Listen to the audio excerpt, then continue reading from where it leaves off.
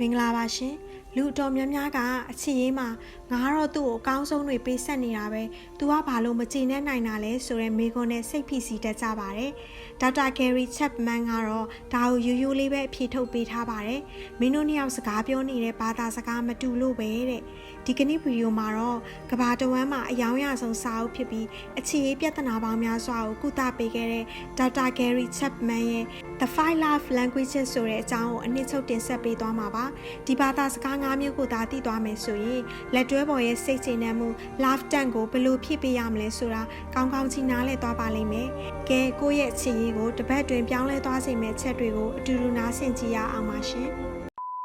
The 5 Love Languages ရဲ့နံပါတ်1ကတော့ချီးမွမ်းစကားပြောတာကိုကြိုက်တဲ့သူတွေဖြစ်ပါတယ်။ချီးမွမ်းစကားဆိုတာရိုးရိုးလေးပြောရရင်စကားလုံးတွေကတစ်စင်တစ်ဖက်လူကိုတန်ဖိုးထားကြောင်းချစ်ကြောင်းနဲ့အတိမတ်ပြူကြောင်းဖော်ပြတာဖြစ်ပါတယ်။ဒီဘာသာစကားရှိတဲ့သူတွေအတွက်အပြောတဲ့အလုပ်ကအရေးကြီးတယ်ဆိုတဲ့စကားမှားနေတတ်ပါတယ်။သူတို့အတွက်ကတော့အလုပ်ထက်အပြောကပိုထိရောက်တယ်လို့ဆိုရမှာပါ။သူတို့အတွက်ဘာကြောင့်စကားလုံးတွေကအရေးကြီးတာလဲဆိုတော့သူတို့ကတစ်ဖက်လူရဲ့စကားလုံးတွေအပေါ်မှာသူတို့ရဲ့ကိုတန်ဖိုးထားမှုကိုတိဆောက်လိရှိပါတယ်။ကိုကကျေးဇူးတင်ပါတယ်လို့ပြောလိုက်ရင်သူတို့ရဲ့စိတ်ထဲမှာငါသူ့အတွက်အသုံးဝင်နေသူပဲငါ့ကိုသူတန်ဖိုးထားတယ်ဆိုတဲ့လုံခြုံမှုကိုခံစားရပါတယ်။စန့်ကျင်ဘက်အနေနဲ့ကိုကဘာမှမပြောဘဲနေလိုက်ရင်ဒါမှမဟုတ်ခနဲ့တက်ပြောရင်သူတို့ကတခြားသူတွေတဲ့ပို့ပြီးစိတ်တက်ကြလွယ်ပါတယ်။ဒီနေရာမှာချီးမွမ်းနေဆိုတာမင်းကလှတယ်လို့ပြောတာမျိုးတက်ပို့ပါတယ်။သူလှုပ်ပေးတဲ့အသေးဖွဲလေးတွေကိုထုတ်ပြောပြီးအတိမတ်ပြူတာကလည်းချီးမွမ်းတာပါပဲဥပမာဒီနေ့ဟင်းချက်ပေးတာကျေးဇူးပဲနော်အရန်စားလို့ကောင်းတယ်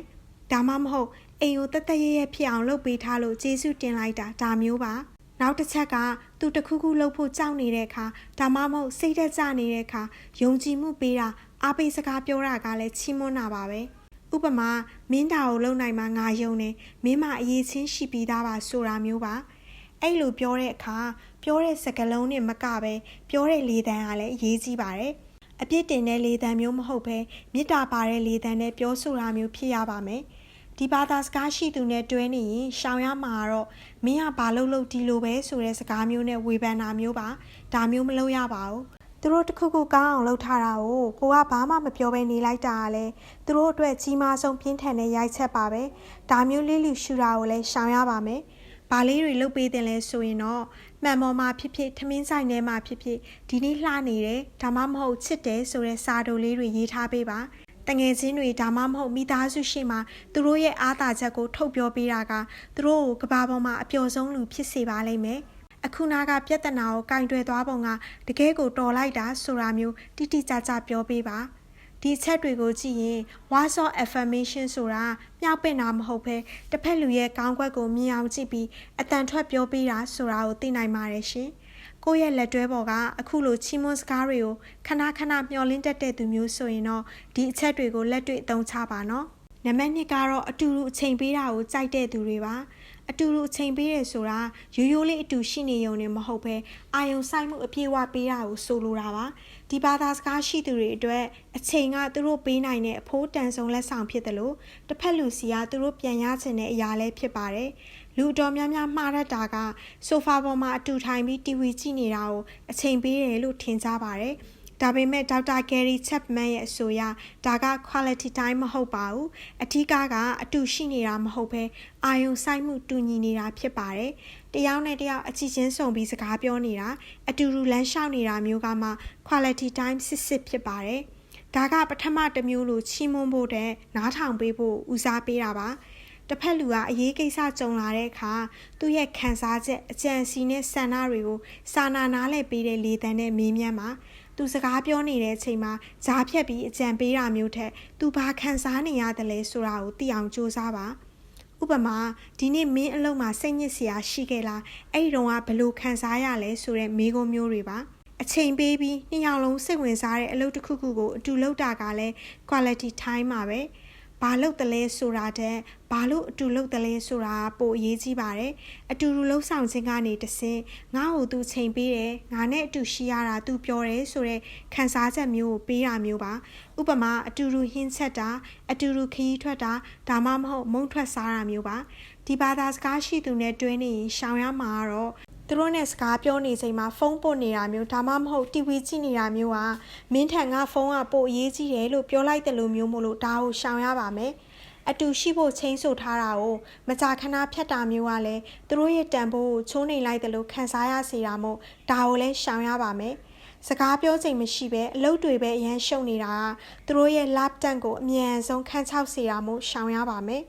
ဘာလေးတွေလုပ်ပေးတဲ့လဲဆိုရင်တော့တနေ့ကိုအနည်းဆုံးမိနစ်20လောက်ဖုန်းတွေပိတ်တခြားအနှောက်အယှက်တွေဖယ်ပြီးဒီနေ့ဘာတွေဖြစ်ခဲ့လဲဆိုတာကိုအာရုံစိုက်မေးမြန်းနားထောင်ပေးပါစကားပြောတဲ့အခါတစ်ဖက်လူရဲ့မျက်လုံးကိုကြည့်ပါဒါကငါမင်းပြောတာကိုစိတ်ဝင်စားနားထောင်နေတယ်ဆိုတော့အားအကောင်းဆုံးသင်္ကေတပါနှစ်ယောက်စလုံးဝါသနာပါတဲ့အရာတစ်ခုခုကိုအပတ်စဉ်ပုံမှန်အချိန်သတ်မှတ်ပြီးအတူလုပ်ပါquality time ဆိုတာကအရှင်းဆုံးပြောရရင်တော့ငါးဘွားရဲ့အချိန်တချို့ကိုမင်းအတွက်ပဲတီးတန့်ဖယ်ထားတယ်လို့သက်သေပြတာပါကိုယ့်ရဲ့လက်တွဲပေါ်ကအပြင်သွားရတာတဲ့အိမ်မှာပဲဖြစ်ဖြစ်နှစ်ယောက်တည်းအချိန်အေးစစ်စစ်ကုံဆုံးရတာကိုပိုကြိုက်တဲ့သူမျိုးဆိုရင်တော့သိကြပါတယ်နံပါတ်1 love language ပါရှင်နံပါတ်3ကတော့လက်ဆောင်ပေးတာကြိုက်တတ်တဲ့သူတွေပါလက်ဆောင်ပေးတယ်ဆိုတာကိုလူတော်များများပစ္စည်းမှတ်တယ်ဒါမှမဟုတ်ငွေကုန်ကြေးကျများတယ်လို့မှားတွေးတတ်ကြပါတယ်ဒါပေမဲ့ဒေါက်တာဂယ်ရီချက်မန်ကတော့ဒါကအချစ်ကိုမျက်မြင်ကိုယ်တွေ့ပြတဲ့သင်္ကေတလို့အဓိပ္ပာယ်ဖွင့်ဆိုပါတယ်ဒီဘာသာစကားရှိသူတွေအတွက်လက်ဆောင်ဆိုတာပစ္စည်းရဲ့တန်ဖိုးထက်ပေးတဲ့သူရဲ့စေတနာနဲ့တတိယမှုကပိုအရေးကြီးပါတယ်သူတို့အတွက်လက်ဆောင်တစ်ခုရလိုက်တာကသူငါ့ကိုတတိယနေပါလားငါအเจ้าကိုသူတွေးနေပါလားဆိုတဲ့အချက်ကိုတက်တည်ပြလိုက်တာပါလက်ဆောင်ပစ္စည်းကသူတို့လက်ထဲမှာရှိနေသူရဲ့ကိုယ့်ရဲ့အချစ်ကိုမြင်သာထင်သာရှိတဲ့အရာအဖြစ်သိသိထားတတ်ကြပါတယ်သူတို့ကိုလက်ဆောင်ပေးတဲ့အခါဈေးကြီးတဲ့လက်ဝတ်ရတနာဖြစ်စရာမလိုပါဘူးလမ်းဘေးကကောက်လာတဲ့ထူးထူးခြားခြားကြောက်ခဲလေးတစ်လုံးဒါမှမဟုတ်သူကြိုက်တတ်တဲ့မုံလေးတစ်ထုပ်ကလည်းသူတို့အတွက်အဖိုးတန်လက်ဆောင်ဖြစ်နိုင်ပါတယ်ဒါလေးမြင်တော့မင်းကိုတတိယလို့ဝယ်လာတာဆိုတဲ့စကားကသူတို့နှလုံးသားကိုအရေးပြောစေပါတယ်ဒီဘာသာစကားရှိသူနဲ့တွဲနေရင်လက်ဆောင်အတွက်သုံးဆွဲရတဲ့ငွေကြေးကအပိုသုံးဖြုံးတာမဟုတ်ဘဲအခြေအေးခိုင်မြဲဖို့အတွက်ရင်းနှီးမြှုပ်နှံတာလို့သတ်မှတ်ရပါမယ်။သူတို့ရဲ့ love time ပြည့်နေဖို့ကဒါကအထီရောက်ဆုံးနည်းလမ်းပါ။တခါတလေမှာပစ္စည်းတွေတဲ့ကိုယ်တိုင်ဘေးမှာရှိပေးတာကအကြီးမားဆုံးလက်ဆောင်ပါ။ဥပမာသူအရန်ဝမ်းနေနေချိန်ဒါမှမဟုတ်သူ့အတွက်အရေးကြီးတဲ့ပွဲတစ်ခုရှိချိန်မှာအလုပ်တွေဖဲပြီးရအောင်သွားပေးတာကိုယ်တိုင်ကသူ့အတွက်လက်ဆောင်ဖြစ်ပေးလိုက်တာပါပဲ။ဒီဘာသာစကားရှိသူနဲ့တွဲနေရင်ရှောင်ရမှာတော့မွေးနေ့နှစ်ပတ်လည်နေ့တွေမှာဘာလက်ဆောင်မှမရှိတာသူတို့အတွက်ငါ့ဟိုသူအလေးမထားတော့ဘူးလို့ဓာတ်ရိုက်ခံစားစေရတာမို့ရှောင်ရပါမယ်ပြီးရောပေးလိုက်တဲ့လက်ဆောင်မျိုးသူတို့ကချက်ချင်းသိပါတယ်သူတို့ရဲ့ဝါသနာသူတို့လိုချင်နေတဲ့အရာကိုအမှတ်တရသိထားပြီးပေးတာမျိုးကိုပဲလိုချင်တာပါဒါကိုလည်းသတိထားရပါမယ်ဘာလေးတွေလုပ်ပေးတင်လဲဆိုရင်တော့အထိမ့်မဲ့ရက်တွေမဟုတ်ဘဲရိုးရိုးနေ့တွေမှာလည်းမမျောလိမ့်မယ်လက်ဆောင်ပေးပါဥပမာဒီနေ့ကတော့ Wednesday မို့လို့လက်ဆောင်ပေးတာဆိုတဲ့အကြောင်းပြချက်မျိုးကသူတို့ကိုအရန်ရင်ခုန်စေပါတယ်သူကဒါလေးလှလိုက်တာလို့ပြောဘူးတာမျိုးဒါလေးစားချင်တယ်လို့ပြောဘူးတာမျိုးဖုန်းထဲမှာမှတ်ထားပါပြီးမှအခွင့်အရေးရရင်ဝယ်ပေးပါလက်ဆောင်ပေးတဲ့အခါကိုယ်တိုင်လုပ်ထားတဲ့ကပ်ပြားလေးတွေတချင်း playlist လေးတွေဒါမှမဟုတ်စာတိုလေးတွေကငွေနဲ့ဝယ်ရတဲ့ပစ္စည်းတွေတက်ပို့ပြီးထိရောက်တတ်ပါတယ်လက်ဆောင်ပေးတယ်ဆိုတာငါမင်းเจ้าကိုတွေးနေတယ်ဆိုတာကိုပစ္စည်းတစ်ခုနဲ့တက်တည်ပြလိုက်တာဖြစ်ပါတယ်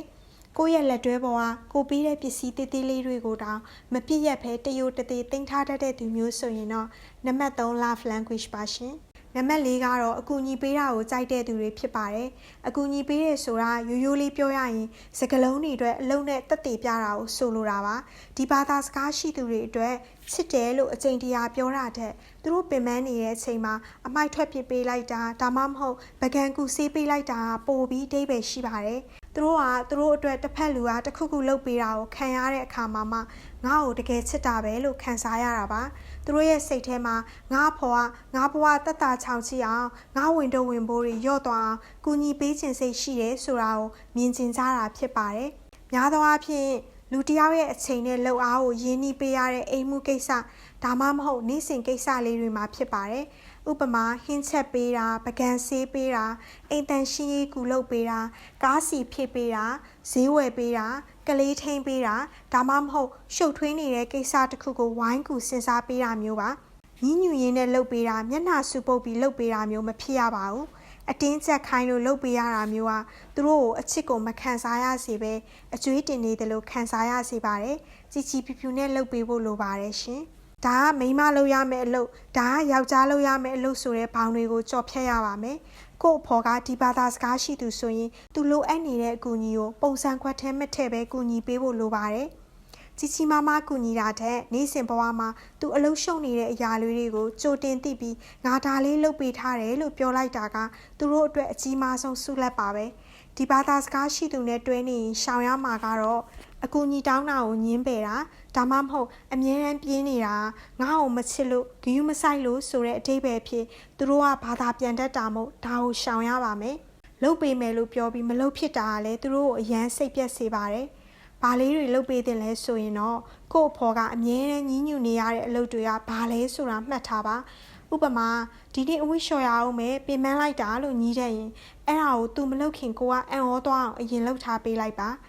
ဒီနေ့မင်းရဲ့ဝင်တော့ဝင်ပိုးတွေကိုရော့သွားအောင်ငါဘာကူညီပေးရမလဲဆိုတဲ့မိကုံးမျိုးကလည်းသူတို့အတွက်ကဘာပေါ်မှာအချို့ဆုံးစကားဖြစ်ပါလိမ့်မယ်ဒါမျိုးမေးပေးပါတခါတည်းလုပ်ပေးတာမျိုးမဟုတ်ပဲအမြဲတမ်းဝိုင်းဝန်းကူညီတတ်တဲ့အလေးအကျင့်ကိုမွေးမြူပါရှင်ဒါကကိုယ့်ရဲ့အချိန်နဲ့ခွန်အားကိုသုံးပြီးတစ်ဖက်လူရဲ့ဘဝကိုပုံမလွယ်ကူအောင်ဖန်တီးပေးတာဖြစ်ပါတယ်ကိုယ့်ရဲ့လက်တွဲပေါ်ကချစ်တယ်လို့ပြောတာတဲ့ဟင်းချက်ပေးတာဒါမှမဟုတ်အင်္ဂိစကူလုပ်ပေးတာကိုပို့ပြီးကျင့်တဲ့ပုံရတဲ့သူမျိုးဆိုရင်တော့ဒါမျိုးတွေလုပ်ပေးဖို့မမေ့ပါနဲ့နော်နံပါတ်5ကတော့ physical touch ထိတွေ့ရတာကြိုက်တဲ့လူတွေပါ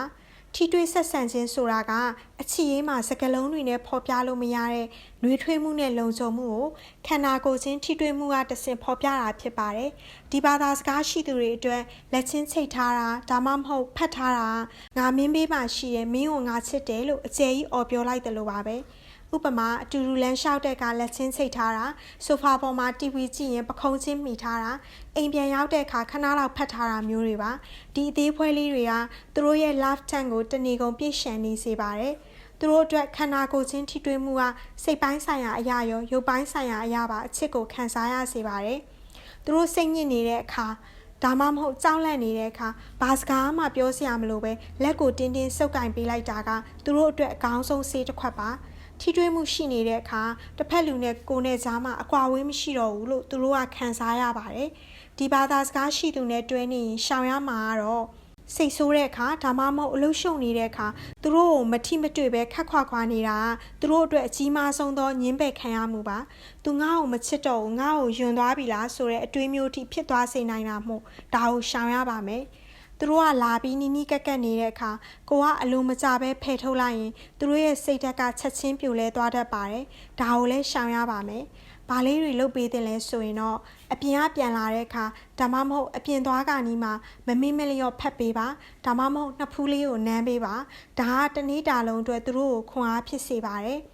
လူကြားထဲမှာလက်ချင်းချိတ်တာဒါမှမဟုတ်ပခုံးလေးဖတ်ထားတာမျိုးကငါမင်းရဲ့လက်တွဲပေါ်ဖြစ်ရတာဂုံယူတယ်လို့လူသိရှင်ကြားကြေညာလိုက်တယ်လို့ဖြစ်တဲ့အတွက်သူတို့အယမ်းကြေနေကြပါတယ်အတူတူထိုင်တဲ့အခါမှာလည်းကြားထဲမှာနေရာလွတ်မထားပဲကတ်ထိုင်ပေးပါဒီရိုးရှင်းတဲ့လုပ်ရက်ကသူတို့ကိုတန်ဖိုးထားခံရတယ်လို့ခံစားရစေပါတယ်ရှင်အခုဆိုရင်အေးရိတ်တို့က The 5 Love Languages အားလုံးကိုအသေးစိတ်ဆွေးနွေးပြီးသွားပါပြီဒီ9မျိုးထဲမှာကိုယ့်ရဲ့လက်တွဲပေါ်ကဘယ်ချက်ကိုအလိုချင်ဆုံးဖြစ်မလဲဆိုတာခုလောက်ဆိုရင်ကောင်းကောင်းကြီးခံမှန်းမိလောက်ပြီလို့ယုံကြည်ပါတယ်ရှင်အချစ်ဆိုတာခံစားချက်တဲ့ရွေးချယ်မှုဖြစ်ပါတယ်။တစ်ဖက်လူရဲ့ဘာသာစကားကကိုနဲ့မတူရင်တောင်သူပြောဖို့အတွက်တင်ယူပြီးလှုပ်ဆောင်ပေးတာကအစစ်မှန်ဆုံးအချစ်ပါပဲ။အချစ်ရေးမှာစိတ်ဖိစီးမှုတွေရောကြပြီးပျော်ရွှင်စရာကောင်းတဲ့မိသားစုဘဝလေးတည်ဆောက်နိုင်ပါစေလို့အေးရိတ်ကဆုတောင်းပေးပါတယ်။အခုလိုစိတ်ဝင်စားစရာကောင်းတဲ့စာအုပ်အနှစ်ချုပ်တွေနဲ့ဘဝအတွက်အသုံးဝင်မဲ့ဗဟုသုတတွေကိုအမြဲလေ့လာခြင်းနဲ့ဆိုရင်တော့အေးရိတ်ရဲ့ channel လေးကိုလည်း subscribe လုပ်ထားပေးဖို့မမေ့ပါနဲ့နော်။နောက်ဗီဒီယိုတွေမှာပြန်တွေ့ကြပါမယ်ရှင်။အားလုံးပဲအေးချမ်းသာရတဲ့အချစ်ရေးကိုပိုင်ဆိုင်နိုင်ကြပါစေ။ Good night ပါ